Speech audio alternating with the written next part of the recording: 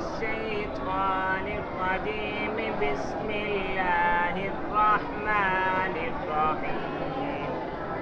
هل أنبئكم على من تنزل الشياطين؟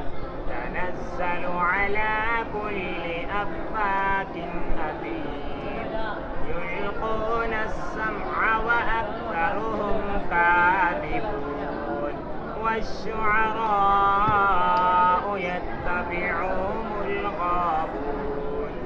ألم تر أنهم في كل باد يهيمون فأنهم يقولون ما لا يفعلون إلا الذين آمنوا وعملوا الصالحات وذكروا الله